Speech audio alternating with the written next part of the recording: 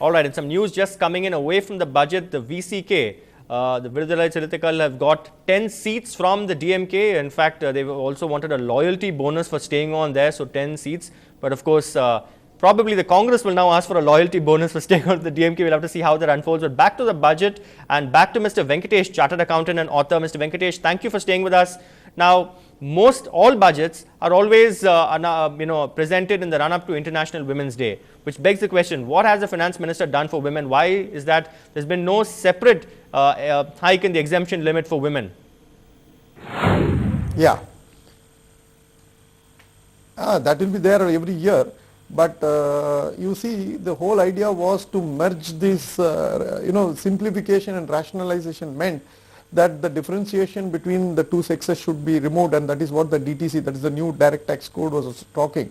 And perhaps the finance minister, having thought that he is going to bring about the new taxes next year, he will try and bridge the differential between the male and the female taxpayer.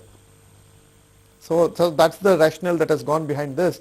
Though perhaps women may not like it, but that's it. They have to bear it this time. Now, we saw one disgruntled, in fact, lady employee there. Mr. Kumar, if you can give us, since we are focusing on the common man here, for the common viewer here, I mean, in your own case, your wife, I'm told, is a housewife. How much extra money have you been incurring in the last 6 months or 1 year? And what was the specific relief that you actually sought in the budget, which you've not got and which you're upset about? Totally nil. Give us a breakup. See, for example, you take my family budget, a family of 5. For groceries, we used to spend only 1,800 rupees 6 months back or 1 year back.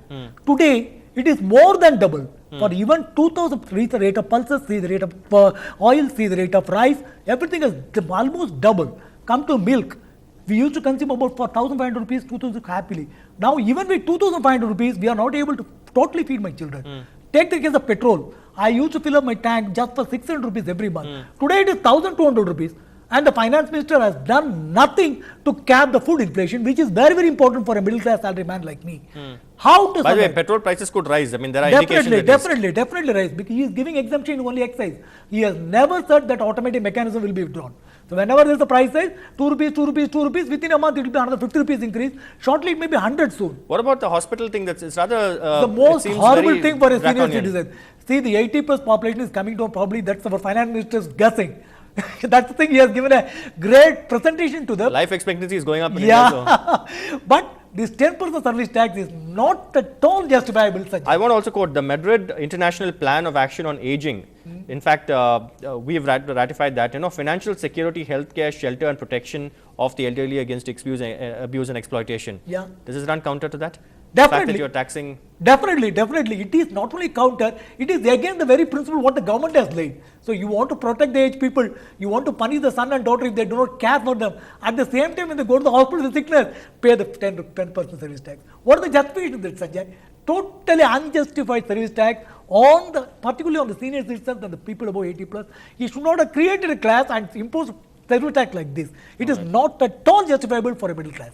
All right, let's go back to Mr. Venkatesh there. Mr. Venkatesh, again, black money and corruption. He has outlined a few, in fact, a 5-point plan of action. What's your take?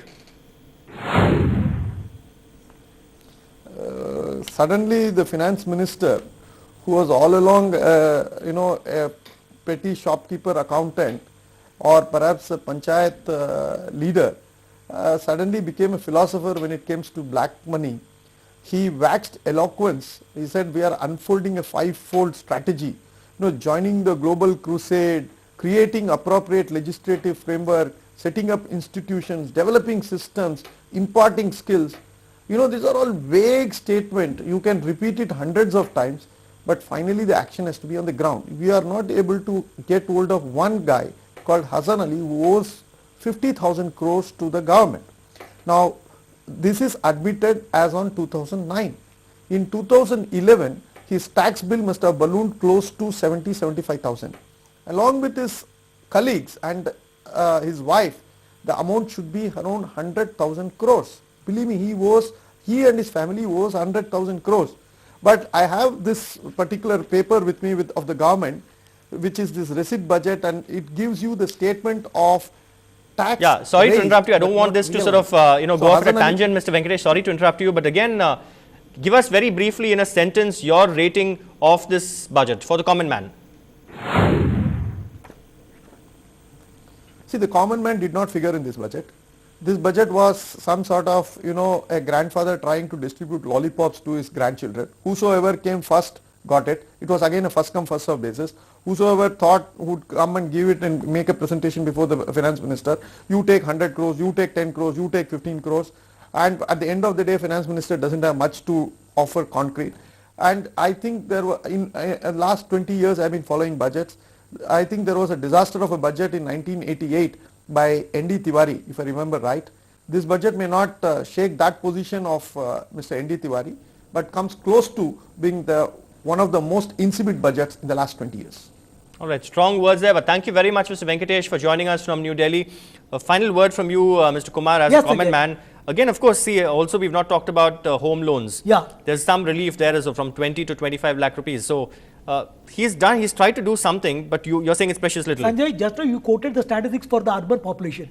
Do you think a man can get a flat in a decent area for 25 lakhs? Is it possible? It is crores now. Added to that, how come the banks have increased that lending rate? So one side they are allowing the bank to increase the housing loan lending rate, and other side they are giving. Do you expect something like, for instance, waiving or reducing the interest on, in fact, tax on interest on fixed deposits? Only below 25 lakhs. 25 lakhs. No, I'm talking about fixed deposits, about savings. Yeah. Did you expect some kind of waiver of tax on interest on fixed deposits for senior citizens? Particularly for senior citizens. Okay. And people don't. You're saying that would have been better instead of creating this class of 80 plus? Because they have to survey on their pension, they have to survey on their savings. Okay. That the finance minister should have done at least for senior citizens. Instead of exempt the limit, these exemptions are right to help them at their old age. All right, just finally to end, in fact, the UN defines a country as aging where the population above 60 is 7%. We already have 7.6%, and by 2025 it's likely to rise to 12.6%. So probably the finance minister had these facts as well in his mind. But that's all the time we have for. Thank you very much, Mr. Kumar, for sharing your views. Thank you. As candidly as always. Thank you, Mr. Venkatesh, for joining us. We'll slide into a break now. Coming up next is Ungal Seidi with Saudamani. Stay tuned.